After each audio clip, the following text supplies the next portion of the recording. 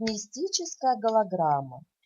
Во время битвы между демонами Шалвой и Кришной Шалва в отчаянной попытке переломить ход битвы с помощью своих мистических сил создал образ отца Кришны Васудевы, который якобы был захвачен демоном.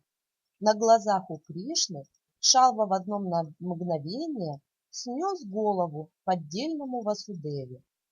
Созданная иллюзия была так правдоподобна, что на мгновение Кришна пришел в отчаяние, как будто действительно потерял отца. Но в следующий момент он понял, что пленение и убийство его отца было проявлением мистических сил Шалвы, и продолжил с новой силой сражение с Шалвой, которого в конце концов победил. Эта история приводится в 10-й песне Шримад Бхагаватам.